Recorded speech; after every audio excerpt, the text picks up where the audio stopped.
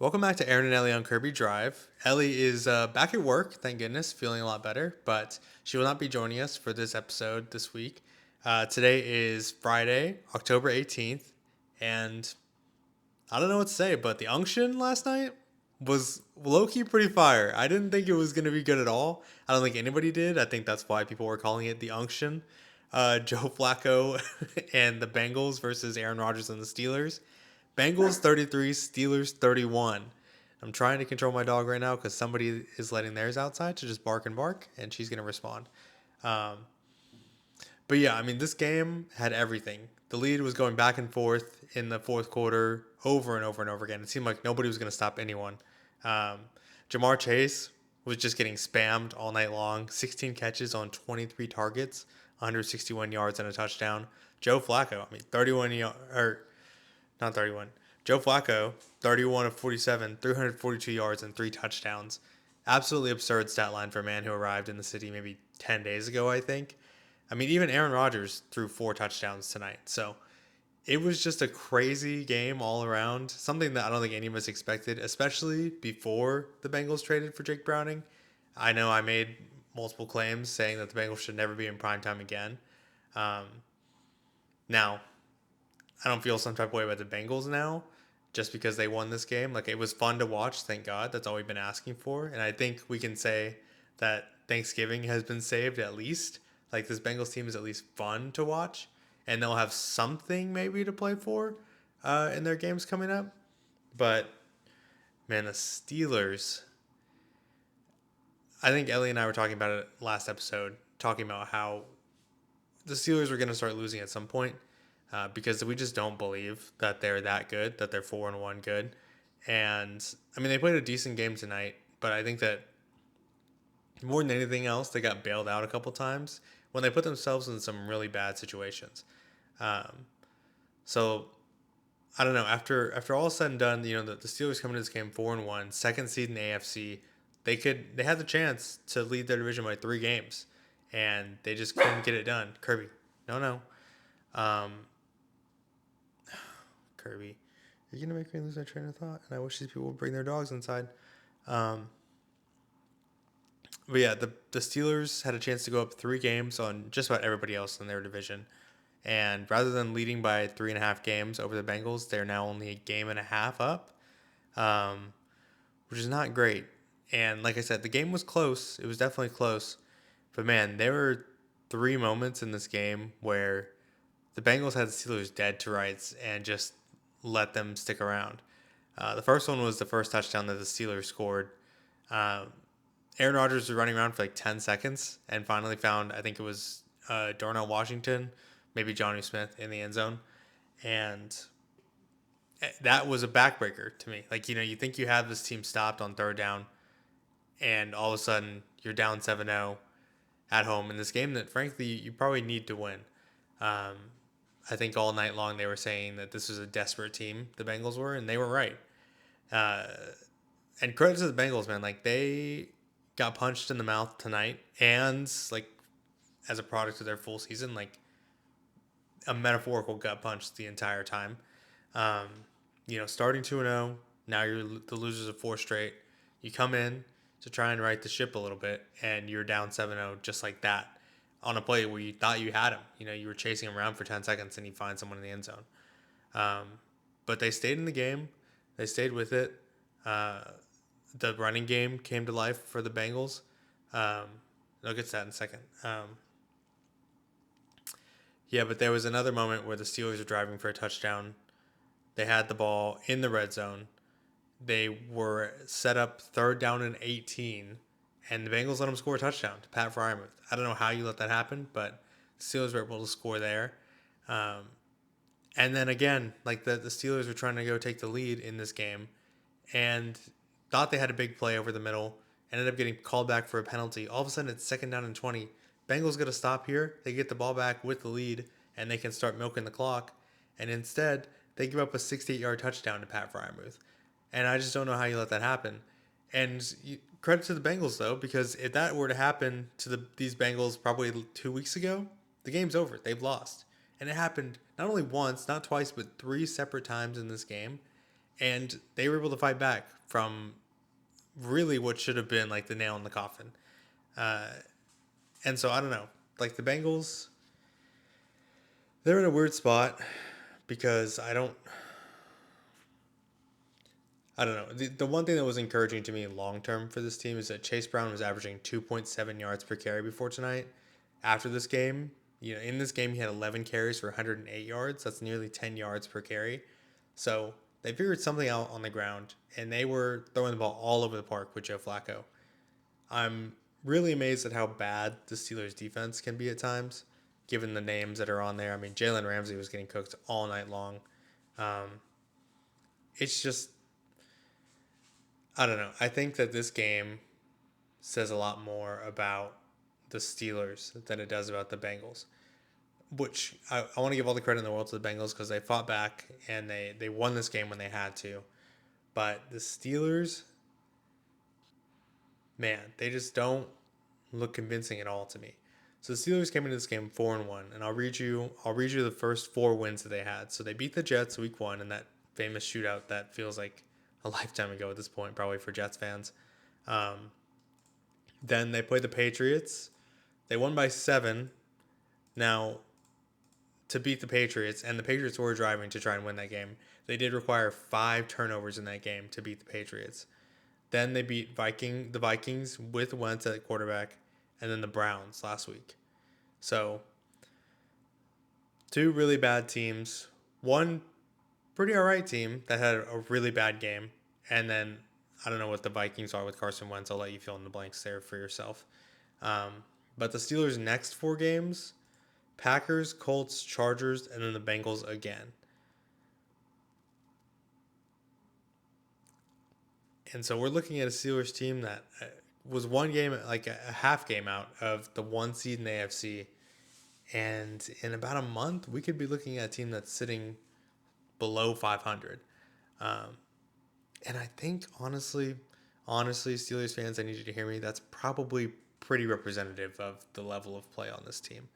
Um, I think DK Metcalf is awesome. I think it's awesome to see him run around out there. I think it's really funny that every time Aaron Rodgers rips a smelling salt, that they score immediately afterwards. Um, but I think to lose this game, well, I'll be honest, I don't think it really matters if they lost this game. I think they probably end up 8-9, 9-8, no matter what.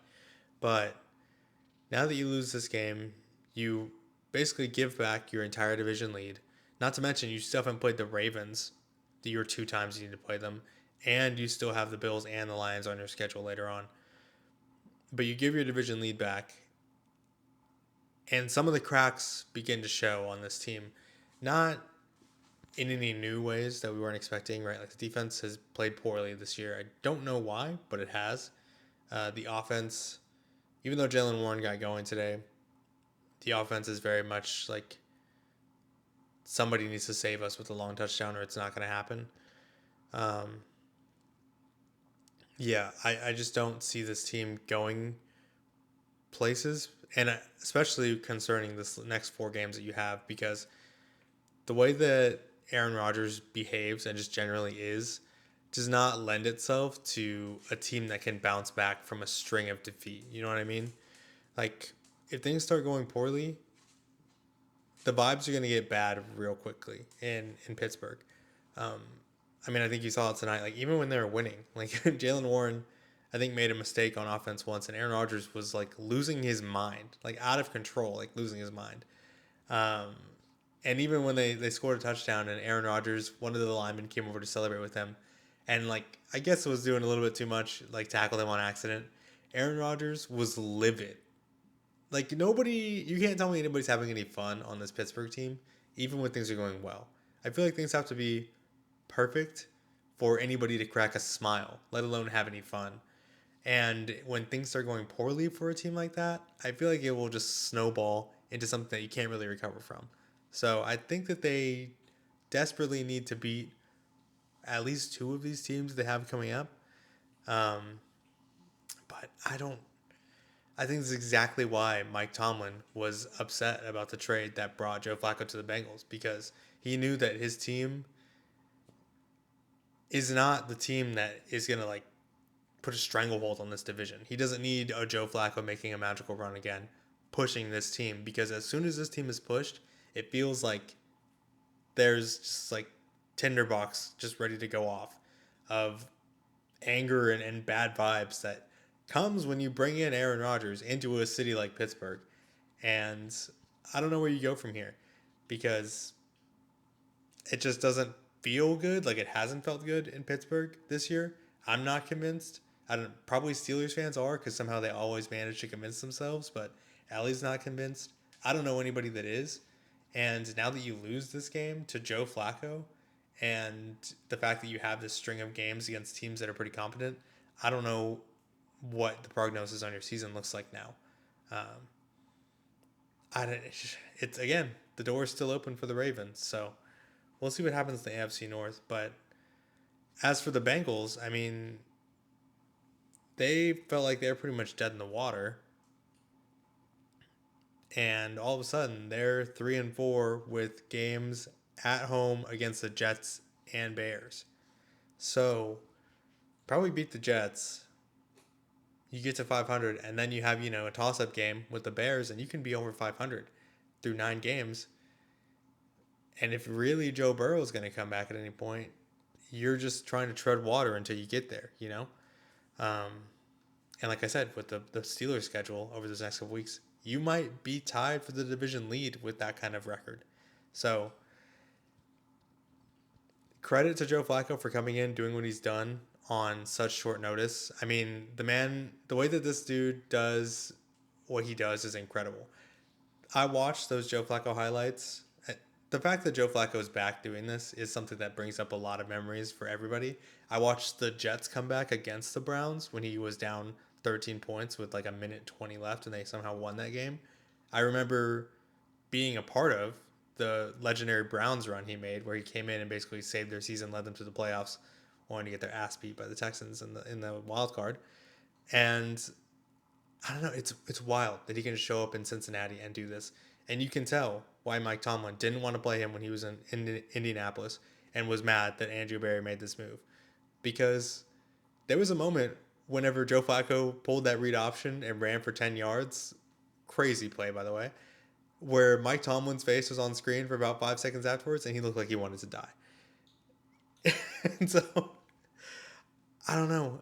The fact that Joe Flacco can continue to do this at age 40, whatever, is remarkable to me. And I think that Mike Tomlin knows that that means a world of trouble for the Steelers. So, I don't want to say it'll be interesting to see what happens in the AFC North, because I think it will be bleak, whatever it is. But it's not looking like the Steelers are going to run away with it like they were looking like, I don't know, a week ago. Crazy game. The Unction was wild. And the only other thing from this game is that apparently they were talking in the booth about how they were doing their pregame interview with Aaron Rodgers. And he was saying that he wanted to disappear after his retirement, that people wouldn't see him for 4 years. And I mean, credit to Al Michaels. He didn't buy it for a second. I don't buy that for a millisecond. This man was talking about running for like political office he wasn't even retired yet. He was just like not playing. He actually could have disappeared the year that he tore his Achilles and insisted that he was going to be back basically every week down the stretch. So I don't think this man can get enough of the limelight, actually. So I don't know. I guess just lying for fun is back. But what a crazy game. The Bengals stay in the fight, and the Steelers, the cracks are beginning to show. Moving on to this weekend's preview, which for the first time I think ever, I'll be going into leading 1-0 against Elle, because she picked the Steelers to win this game and I picked the Bengals. So this is week 7 NFL preview, trying to go up 1 on Elle in our week-to-week predictions bowl. First game up is Rams versus Jaguars in London. Rams by 2.5. I don't know what Kirby's doing down here. Kirby, what's wrong? I don't know. Yeah, the Jaguars make their return to London. Pretty familiar with that territory at this point. They're 7-6 all time in London. 7-7 feels about right for them, and that's what I'm hoping for. although Puka Nacua may be out for this game, I think he is officially out for this game already. And Devin Lloyd is out for the Jaguars. So down 2 stars. The only thing I can say for this game is I hope it's not as bad as the last London game that was played, because that was horrible. That was bad. I don't think it will be, because I don't think it's possible to be that bad. Although again, I was wrong last week. Um, I don't know. I think this is going to be a close game. I just think that the Rams are a little bit better than the Jaguars. The only thing that's interesting about this game to me is that Travis Hunter is slated to be the number 1 target more often in plays that are designed for him. I think that's not surprising, given that Brian Thomas Jr. seemingly can't catch a football anymore. I think he has like 5 or 6 drops on the season. I was thinking on Monday, like, what was the play that I saw them mess something up on? And it was that 3rd down and 5 play where Brian Thomas is wide open and he just drops the ball directly to his chest. I don't know what's going on. Maybe he gets it figured out. Maybe he doesn't. But I do know that if the Jaguars want to win this game, they need to get Etienne going on the ground, because their passing game and really their whole offense is just in disarray. Now, the Rams didn't look great once Puka Nacua left the game last week, but they still do have Devontae Adams. So I'm not super worried about them on offense. I think the Jaguars' defense is good, but I don't think that their offense is good enough to pick up the slack for them here. So I'm picking the Rams. Ellie is picking the Jaguars, though. So you got one fan somewhere, Jaguars fans. Cherish it, I'd suggest. Now back to the States, the 12 p.m. games. This 12 o'clock window, guys, is ugly. Ugly. It is probably the worst slate of games I've seen in a while. Just to give you a rundown, we got Raiders at Chiefs. We've got Dolphins at Browns. We got Patriots at Titans, Panthers at Jets, Saints at Bears, and Eagles at Vikings, with Carson Wentz starting again. That is a very tough slate. I don't know what game are you watching. Let me know what game you think you're most excited for in that slate, because I don't know if I can pick one of those and feel confident about it, but let me know what you think. We'll start with Raiders at Chiefs. Kansas City by 12.5. The Chiefs are rolling. Rashee Rice is back. I don't know. I feel really bad for the Raiders. The one bright side for them is that the Chiefs are still going to be without their left tackle, Josh Simmons. He's still out for personal reasons. No idea what they are, but none of my business. Yeah, for the Raiders, Brock Bowers still not practicing. Then this game is over. Like, no Bowers, no party. I don't care who else you roll out there. I think even Jacoby Myers is still like on the injury report, so it's getting real ugly for the Raiders. Even though they won last week, I think, but I don't know why I still feel horrible about the way that they are. Pete Carroll says that Ashton Genty is probably going to be getting in the neighborhood of like 20 carries every game. So I guess if you have them in fantasy like Ellie does, that's great. Although I don't know how quality those carries are going to be behind that offensive line, especially whenever they start playing from behind. Like, I think you go into the game saying, hey, maybe we'll give them 20 carries today. And then you all of a sudden are down 14-0, and you're like, well, can't really do that now, can we? The only note I have on this game is that we might get a Kenny Pickett sighting. I just don't know if Geno Smith still has it or not. I think he may be the first pumpkin of the season to fall. So Ellie and I are both going with the Chiefs. I don't think this is going to be much of a game at all. I think that the Chiefs are playing better than they have in a long time, and they're only getting more people back every week, which is a little bit troubling. But they'll probably climb to above 500 for the first time this season, which is a crazy thing to say. But moving on, Dolphins at Browns. Cleveland's favored by 2.5 in this game, which is a crazy moment when the Browns are favored to win a game. I don't know, if this game wasn't like yucky enough, there's wind gusts up to 50 to 60 miles per hour predicted. So this is just going to be a crazy game down by the lake that is just going to be all over the place. I imagine there's going to be a lot of running in this game. And that's bad news for the Dolphins. I think Quinshon Judkins is going to have a field day against this defense. The Dolphins have allowed 1,011 yards on the ground. Only one other team this season has allowed over 900, and that's the Bills, which you would know that if you'd ever watched a Bills game. They get run over all the time. Um, but yeah, everybody else, I think the next highest one is like 850. So they're allowing 150 more yards on the ground than the next worst defense against the run. Um, Not only that, but I think the Dolphins are also in like Omega quit mode after Tua's last press conference antics. I think this team is a mess. I think they're in disarray. I think they can't stop a nosebleed on the ground. I think that the conditions are going to be just right for the Browns to pound the rock down their throat and crush them this game. I think the line is a little bit more indicative of the fact that like people don't believe in Dylan Gabriel. I don't think the best quarterback in the NFL would be super effective with wins like this. So I don't think it's going to matter. I think it's going to be a really good equalizer. And I think when push comes to shove, the Browns are going to be able to run the ball a lot better than the Dolphins will. And so I think both of us are picking the Browns in that game as well. Next game, Patriots at Titans, New England by 6.5. This will be the Titans' first game without Brian Callahan at the helm in over 2 seasons. Um, yeah, what else is there to say? What else is there to say about the Titans? I think the Patriots are playing one of the easy games on their schedule, one of the many easy games on their schedule, because I don't think there's a difficult test left besides their next game with the Bills, which is crazy for me to think about because like the Patriots, their win over the Bills was pretty impressive, but then the Falcons went and did it better, which says more about the Bills again than any of the teams that beat them. So it's hard for me to know what they are, especially because their record is good, but their schedule is probably one of the easiest in the NFL. Um, it's going to be very strange to watch the Patriots again in the playoffs. And honestly, the way that everything's shaping up, they have a good shot to get the 1 seed in the AFC. Do I think they deserve that in any world? No, probably not. But that's the way their schedule shakes out. And you can't fault them. They can only play the games in front of them. So I don't know. It's going to be really weird to watch the Patriots be a high-ranked team.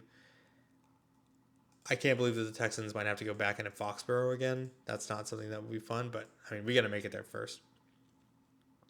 Yeah, the only other thing is I think Calvin Ridley might be questionable for this game, so maybe my notes have autocorrected Elic Iomenor to Epic Iomenor, so he needs to be that on Sunday if the Titans want to have a chance to win this game. But I don't think they do. I think both of us are picking the Patriots there as well. Next game, Panthers at Jets, Carolina by 1.5. Somehow, the Panthers are only favored by 1.5 after the Jets' disastrous showing in London. Probably because the Panthers are on the road and they haven't won on the road this season. So, I don't know. It's the movable object versus the stoppable force happening here. Yeah, the Jets, as you might remember, allowed 9 sacks last week. Justin Fields was sacked 9 times for negative 10 passing yards. The good news for them is that the Panthers only have 5 sacks all season. Really makes you think they could use a guy like Brian Burns out there, I think. I don't know. Yeah, I don't think that the Jets have much of a chance here, but maybe so. Um, all I know is that the Panthers have opportunities to make history here. So they haven't been 500. They're 3-3 right now. They haven't been 500 since November 14th, 2021, when Cam Newton was the quarterback for like the second time, I think. So it's been a long time since this team has been anywhere close to decent. Now, if they can win on Sunday, it'll be the first time that they were over 500 since 2019. They started that year 5-3 and then proceeded to lose the rest of their games the entire season. So they have a chance to make history here and still only be 4-3. But I think that they'll do it. Elle thinks that they'll do it. I don't think the Panthers are any type of good in any stretch of the imagination. I do think it's funny how long it's taken them to be competitive. But whatever. They'll beat the Jets because I think everybody's going to beat the Jets this year. Maybe the only like relatively entertaining game of the afternoon the afternoon, is Saints at Bears, Chicago by 4.5. I mean, I say entertaining because it'll probably be a really close game. I don't know that this football will be any better than anything else happening on Sunday because, I mean, Chicago's coming off two super ugly wins against the Raiders and the Commanders, and the Saints seem to play in a super ugly game every week, whether they win or lose, which more often they lose. They're the CEO of losing the type of games that the Bears have been winning the last couple weeks. And so for that reason, I think both of us are picking the Bears. Um, but the one thing I will say about the Saints, well, two things actually, positive things, Saints fans, is that these Saints have never quit. They refuse to quit. They will not give up on the game of football. They don't want to give up on their coach. Seems like Kellen Moore is well liked there. Um, I think they're playing for each other, and I think that's admirable. There's a lot of guys obviously who are aging or just haven't really hit their stride in New Orleans that are potential trade candidates like Alvin Kamara, Chris Olave. People were talking about where they might end up, the price that they'll fetch whenever they do get traded. And what's really surprised me is that both of them have openly come out and said, I don't want to leave New Orleans. Alvin Kamara, I kind of get it, I guess. I guess you could go either way, but like he's been there his whole career. Maybe he doesn't want to change it up. Maybe he understands that there's not a ton of life left in the tires and he just wants to be where he's always been. Um, but I mean, Chris Olave could go to a contender, find a place with a better quarterback, find a place with um, more opportunities for him to succeed. And he wants to stay in New Orleans. So there's something that is important to these guys in that city somewhere. I don't know what it is. Maybe it's Kellen Moore. Maybe it's the fact that they feel like they actually have a better team than their record shows, which maybe that's true. Um, I don't know. Maybe it's just a jambalaya, but they all want to be in New Orleans, which I think is cool. I think that if you're going to have a season like this, it could very easily go the way that the Titans and the Cardinals are going, where everybody's sad and depressed and nobody wants to be there anymore. Again, it probably helps that you don't play in Phoenix or Nashville. You're in New Orleans, so there's like fun stuff to do. Um, but I don't know. Credit to the Saints. The only other thing is like I tried to look up. I feel like Spencer Rattler's playing serviceably. I think he's doing a good job. They're not winning games, obviously, so that's always going to be an indictment on him. Um, I tried to find some positive stats on him, and he's basically middle of the pack or lower in most categories. So he's about as good as you think he is. He's fine. I was thinking that there was going to be some crazy stat that was going to blow me out of the water and say, wow, Spencer Rattler really is good. Like, he's really good. You know? Like Demi Lovato, she's really good. Um, but I couldn't find anything. So I think that I've seen a couple posts that are like, wow, the Saints really found a franchise quarterback in the 5th round. I hope so. More power to you, Tyler Shuck, I guess he's just going to sit around now because there's no reason to play him. So, I don't know. Good for Spencer Rattler because I know he at one time was like consensus #1 overall pick. Fell way down the draft boards, lost his job to Jalen Hurts, like had a calamitous drop from the heights of stardom. So, I don't know. If he can figure it out there and they can start winning some games, good, I'm glad. I just tried to find something that was telling me that he was playing a lot better than my eyes were telling me and couldn't find a ton. So I'm holding out hope, but I'm also going to pump the brakes on like, oh, wow, he's like generational or anything like that. Next game, last one of the 12 o'clock slate. Eagles at Vikings, Philadelphia by 1.5. Carson Wentz is getting another start, and he's going to play against his former team, maybe for the first time. I forgot to look that up, but I think that the Eagles, losers of 2 straight, would completely collapse if they lose this game to their former quarterback. I think that Philadelphia will burn to the ground if Carson Wentz is able to get a win over the Eagles this Sunday. And for that reason, I'm picking the Eagles because I don't think they can let that happen. But can you imagine the scenes if, after all these years, Carson Wentz comes back and the Eagles are floundering and he's the one who lights the match that sets the whole city on fire? It would be perfect. It would be so poetic. I don't want it to happen because I like this Eagles team. Like, I think they have some really talented and special players on it. Um, and I don't know what's going on. I don't. I don't know why every so often they just decide to be a dumpster fire and the vibes just go in the toilet. I'm not sure. Maybe you can tell me why you think that is. And maybe I'll consider if it has anything to do with football and not just random bullshit, you know? But I don't know. The thing is, like, they're still playing the Vikings, who, with Carson Wentz at the helm, and really all year, have looked just kind of mediocre. You know, last year they looked like one of the best teams in the league until they weren't all of a sudden. Now they just kind of look so. That might be good enough to beat this Eagles team because the Broncos didn't look great whenever they beat the Eagles, and the Giants certainly aren't good, but they managed to do it as well.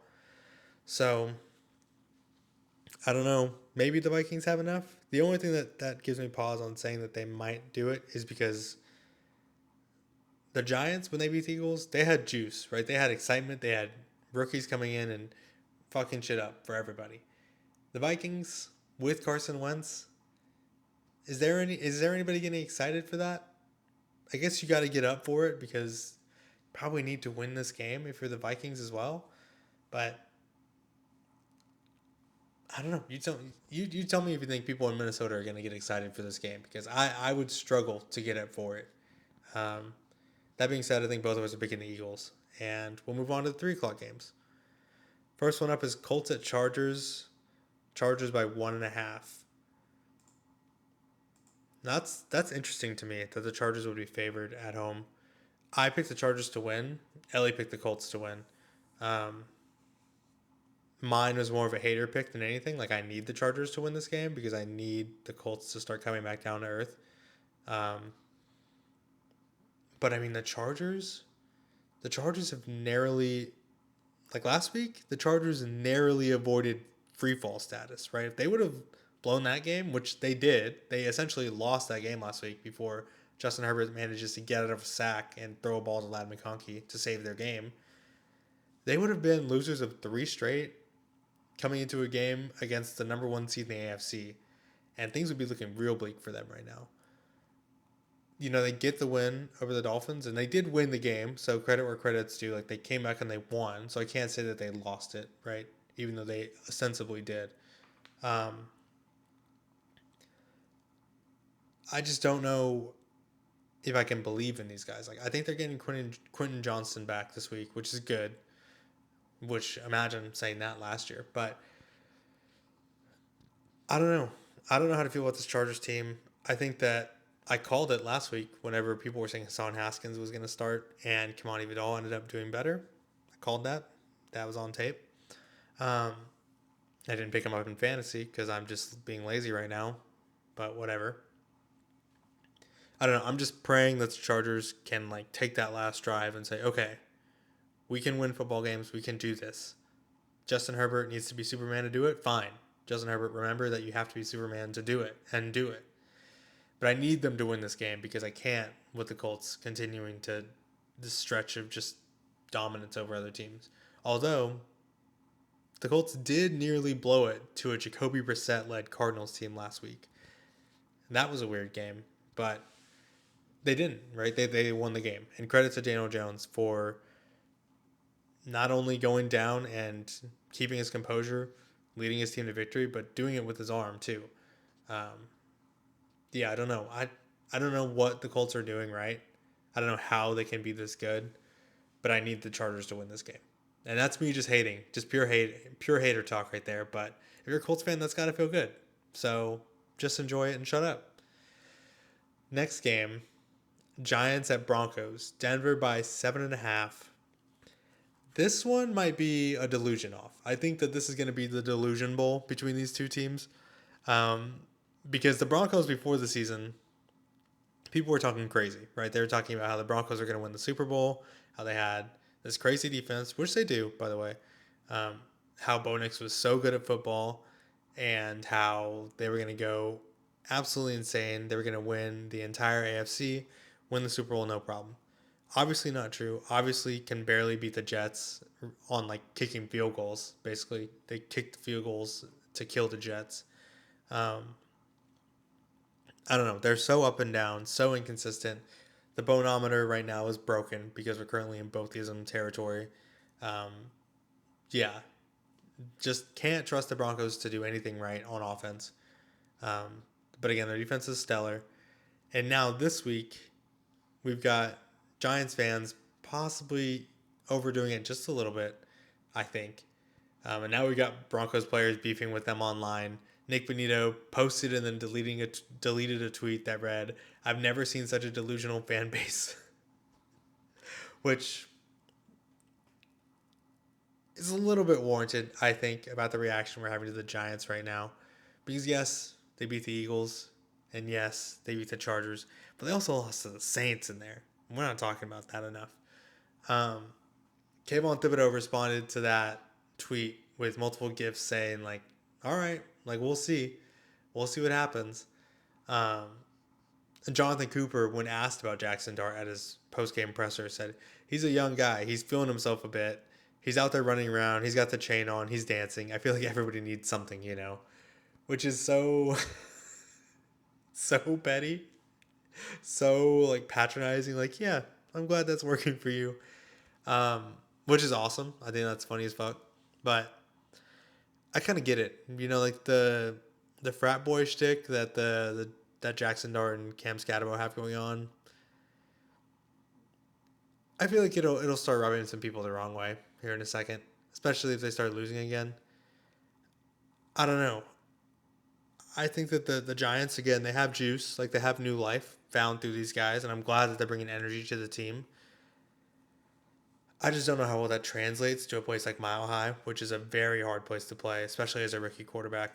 I think that alone is going to be enough to carry the Broncos to victory. But like Elle promised, she was believing in the Giants. She went ahead and picked the Giants this week. So maybe she's right. Maybe I'm the delusional one out of all of this. But I just don't see it for the Giants. I think their defense is good and can play better than it has. And I think it did against the Eagles a little bit. Um, and I think their offense is okay, right? Like I don't think that you're gonna get to just like run all over the place like he was doing against the Eagles against this Broncos defense because again they have 30 sacks on the season. Remember when I said Carolina had 5? Yeah, they have 30. Um, I don't know. I just think the Broncos will take this one, and I think we do need to pour a little bit of cold water on the Giants movement right now. But Ellie's not here to defend her boys, so we'll leave it there. Next game, and this sorry, my notes start getting real brief here for a second because some of these games are just bad. Packers at Cardinals, Green Bay by 6.5. The Cardinals are lost, and I don't think Jonathan Gannon's seat has ever been hotter. Like, I think we're in troubling territory because this team, I think they showed a little bit more fight with Jacoby Brissett at the helm last week, which is interesting. A little bit concerning, I guess, if you're Kyler Murray, that they got closer to winning than you have in the last couple weeks. Although I guess they were basically won that game against the Titans, but you know, I don't know. They almost win that game in Indy, and Jacoby Brissett looks like he's running through quicksand out there. So maybe they win if Kyler Murray's there, but he's still questionable. So you may just be left with Jacoby Brissett out there this week. But even then, I don't know which one is better, right? Like if you're a Cardinals fan, who do you want out there? How do you feel whenever each quarterback takes the field? I don't know how to feel about this. I don't know what's going on in Arizona. I thought their team looked better this year. I thought they had a chance to do something good, and now they just look horrible. And the team looks like they've quit. I don't know what to do with them. The only thing that like if I was like working for the NFL and I wanted to pitch this game is something you should care about is that the Packers love to keep god awful teams in games to the point where they may end up losing like they did to the Browns. They just love to fuck around and play with their food until it's too late. Except for the Lions, I guess, but I don't know what happened there because these Packers don't look anything like week 1 to me. So, we both picked the Packers to win this game because they are the better team. But the way that the Packers have been playing football these past couple weeks, this game will probably be a lot closer than people think, and maybe they fuck around and lose. I don't know. I don't know what's up with the Packers, why they insist on playing the way that they do, but there will be a path for the Cardinals to try and come win this game in the fourth quarter. And who knows? Maybe they fuck around and do it. Last game of the afternoon, Commanders at Cowboys, Washington by 1.5. That line is a little bit scary to me, especially on the road. I don't know. I guess they saw that Cowboys loss at Carolina, although they should know, right? Carolina is an impenetrable fortress. You can't win in whatever the fuck their stadium's called. I don't know. Um, I mean, the Commanders, they looked sloppy on Monday night. And a lot of that was the weather. I'll grant you that. But the Commanders have not looked like the super explosive offense that they had last year at any point this season, really. They had a couple long runs by Bill in their win over the Chargers, whenever they really put it to a team. But outside of that, even the Giants game, I mean, they kind of mucked it up a little while and then kind of pulled away at the end. So I don't think this Commanders team is really going to blow anybody out of the water, especially because they're still missing McLaurin. It looks like he's going to miss another week. And on top of that, Zach Ertz is questionable, and so is Debo, although I think he's probably going to play. So they're just very injured on offense. They don't look like they are capable of winning a shootout with anybody right now. I mean, they lost a pseudo shootout to the Bears just a couple days ago. And yeah, the Cowboys, they can't stop a nosebleed, but like I said, the Commanders haven't looked that explosive, so who knows? I think that with the way that Dak has been playing this year, and every year, but this year especially, and the fact that CeeDee Lamb is going to be back for this game, means that when this game does eventually devolve into some sort of shootout, whatever the Commanders can muster, I think that the Cowboys are going to come out on top. I picked the Cowboys. Elle feels differently about that. She's picked the Commanders, so we'll see how that goes. But I just think the Cowboys at home will probably get it done. And also, this matchup here does make it feel like fall a little bit. I don't know what it is, but just the Cowboys, Commanders, I guess it would be different if they were still the Redskins, but I don't care about that. We're done. That's never coming back, so get it over it, guys. But it just feels like fall to me, so that's exciting. Let's move on to Sunday Night Football. Falcons at 49ers, San Francisco by 2.5. That is also shocking to me. I get there at home, but the 49ers currently have 13 players on IR. And that's not counting Brandon Ayuk, who's on the PUP list, and then Brock Purdy and Ricky Pearsall, who are also out this weekend, again with injuries. So that's 16 players that are currently unavailable. And I think there's more than that also on the PUP list, but I don't know. There's too many to count, honestly. There's too many to count. That's almost half a roster that they're down right now. I don't know. The 49ers have been playing serviceably with Mac Jones at quarterback. I am more interested to see how the Falcons play in this game, though. We know what the 49ers are, right? They're just going to do what they do, I guess. I don't know. Mac Jones does Mac Jones things, and then the game ends, and somehow they're winning this time. I don't know. But the Falcons ran wild over the Bills. Obviously, the Bills can't stop a nosebleed on the ground like we've discussed, but their offense looked explosive through the air, at least in the first half. Drake London had 150 yards receiving in the first half of that game. I think that Kyle Pitts has been semi-unlocked this season, as much as he can be unlocked, I guess. That being said, the Falcons have been so up and down this season as well. And I thought that they would be down again on Monday night, and then they weren't. So, I don't know. I think this, more than anything, is a chance for the Falcons to show me that they are a decent team. That they are a team that I should take seriously in the NFC. Because right now, I think I probably look forward to watching them play more than I have in the last, I don't know, since the Super Bowl that they lost. But I just don't know if I can trust them yet until they win. I think it's really going to work out in their favor that they won on Monday night. If they can win on Sunday night, I think the whole nation is going to take notice because we've had to watch them do it twice in a row. So it'll be interesting to see what comes out of that game. And I think that they can show America that they're a decent team. I still won't even say great team, but like a pretty good team if they crush the 49ers on national television. And I think that's what they're going to do. And Ellie agrees as well. So we're both picking the Falcons there. And now we'll move to Monday night, which is the most important night of the week this week. We'll start with Buccaneers at Lions, Detroit by 5.5. I really want the Buccaneers to win this game because I think it'd be funny because fuck the Lions. If you want the lore on that, why don't you listen to all of our podcast episodes and you'll figure it out. But the Lions are at home. Mike Evans, Emeka Ibuka, Chris Godwin, Bucky Irving, all out this week. I'm pretty sure they're still out a couple tackles as well.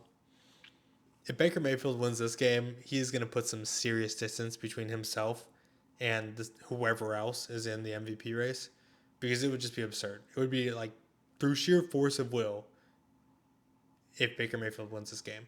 I don't see any other way to do it. That being said, I think the Lions low-key need to win this game, right? Like 4-3 is probably not where they saw themselves at this point in the season, especially like the losses they've had against good teams have not looked great. So I think they need to win this game, and I think they probably will, given the circumstances. I don't know how much that, gives me confidence in the Lions going forward. I think Lions fans will be very happy to win, but they're very happy to win any game. So do with that what you will.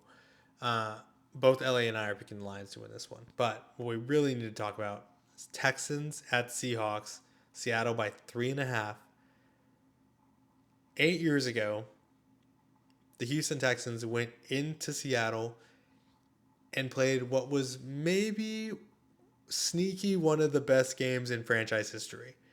Now, they did end up losing 41-38, but that game was magical. I can still remember every moment of every play of that game, how it made me feel, the hope that welled within me when I was watching Deshaun Watson just absolutely sling the rock around the yard. When I watched DeAndre Hopkins take that screen back like 70 yards, the way that I felt after that game is something that I really had never felt as a Texans fan.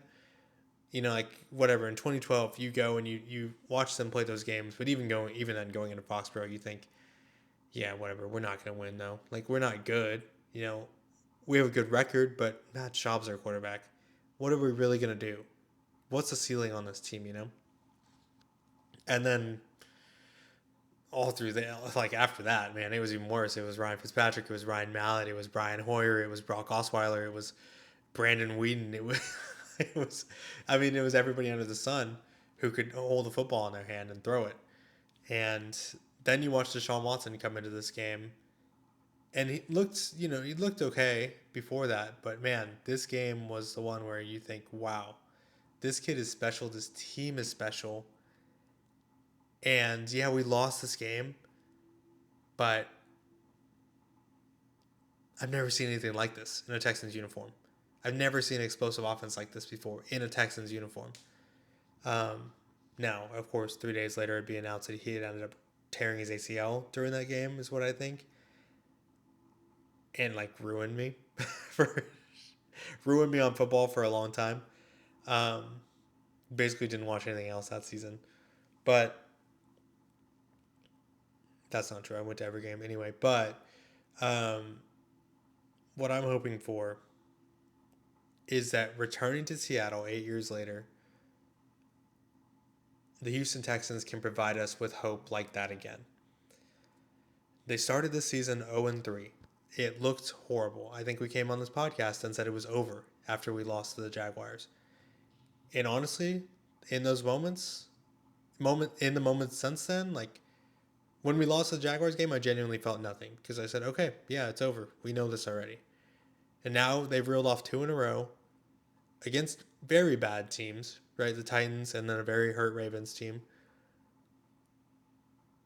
But if they can beat this very good Seattle team at home, they will be 3-3 with hope.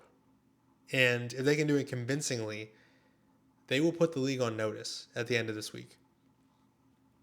I know that it's crazy to say that of a 3-3 football team if they win, but if they can look anything like they did the Sunday before against the Ravens in Seattle, they will have taken one of the best defenses in the league to task, and they will have shut down one of the most explosive offenses in the NFL. Now, can they do that? I don't know. I am very scared of Jackson Smith and Jigba. I think he's one of the best receivers in the league, and it's been horrifying to watch his game tape. I have him in my fantasy team, so I know how devastating it is to play against him. Um, but there is one thing that gives me hope for this game, and it's that the Seattle offense is predicated on super deep dropbacks by Sam Darnold, long developing plays, the play action where he turns his back to the defense for long periods of time, 7-step drop, deep out routes, crazy crossers, shots deep down the field, and stuff like that take a long time to develop. The ground game has been a little bit of a mess, the way that they've split up the carries between the running backs. And so I think we can shut that down pretty relatively easily, right? Not super concerned about getting gashed on the ground, hopefully. Um, but I think that these deep out routes are things that we can target here. I watched a lot of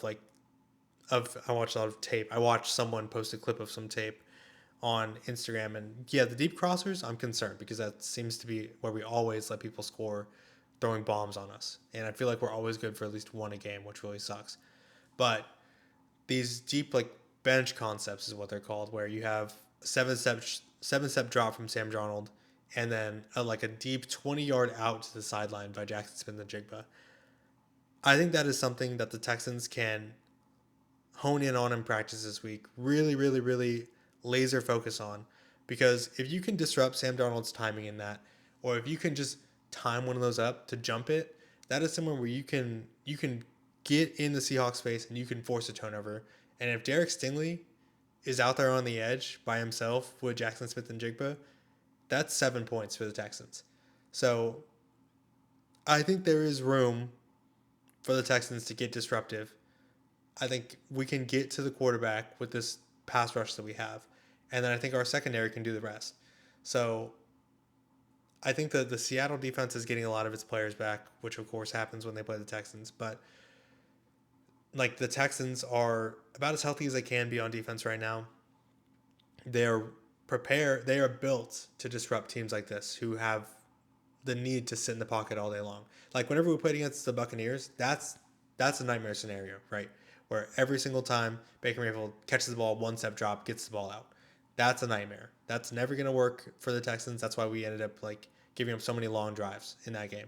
But for a team like the Seahawks that are predicated on long developing plays, I think the Texans can be disruptive, and I think they have a chance to make the Seahawks make a lot of mistakes on Monday night. That's what we're banking on. And if we can do that and just be serviceable on offense, I think we can win this game.